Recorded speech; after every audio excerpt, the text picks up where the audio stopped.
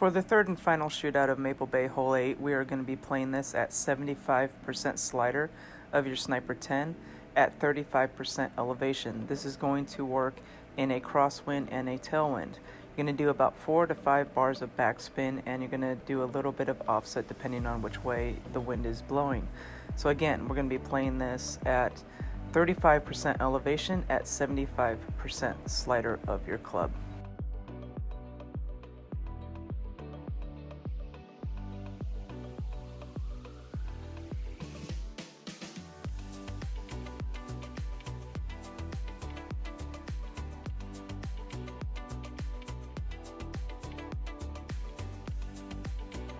So here again, we're going to be playing at 75% slider of our club with a 35% over adjustment of our shot.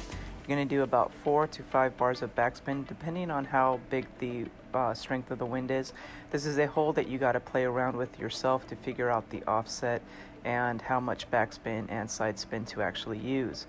So here I'm just offsetting it just a little bit just to account for a little bit of a wind push from left to right. So again, playing this at 75% slider with a plus 35% over adjustment of our shot. When you do adjust into that bunker, you need to basically push up maybe a ring to a ring and a half as well, just to be on the safe side. So for this hole, we are still using a 35% over adjustment of our shot at 75% slider of our Sniper 10. Going to use about 4.5 to 5 bars of backspin, usually about 4.5 bars of backspin with a side wind, and about 5 bars to 6 bars of backspin with a tailwind. Here, with the wind being so strong, we're offsetting about 3 squares to the left. Now when she adjusts, she's adjusting from a higher point to a lower point. So as you can see, her target goes down into that sand. She didn't have time to push up her rings to account for that, so she used overpower in this shot. So you can either push up 2 rings after your adjustment or just use a little bit of overpower to compensate for that going from a higher elevation to a lower elevation.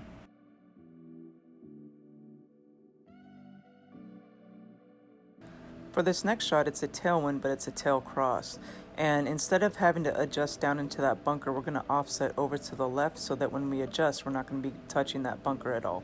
We're going to do about 5 to 6 bars of backspin. You want it to be a good 2 squares short of the hole in a strong tailwind. And then she's offsetting about a square. Again, we're going to be adjusting at 75% slider with a plus 35% over adjustment of our shot. So again, if you do not adjust down into a bunker, you do not have to push up any rings. So again, 75% slider with a plus 35% over adjustment of your shot.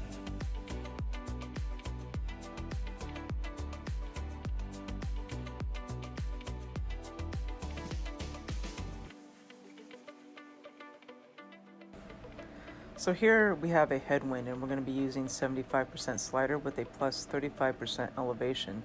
But we're only going to use 4 bars of backspin, and we're going to offset about a square to a square and a half to the left to account for the push going to the right. Now when she does her adjustment, she's going to be going from a higher elevation to a lower elevation, and you will see her push up about a ring to a ring and a half at the end of her adjustment to account for that drop in elevation.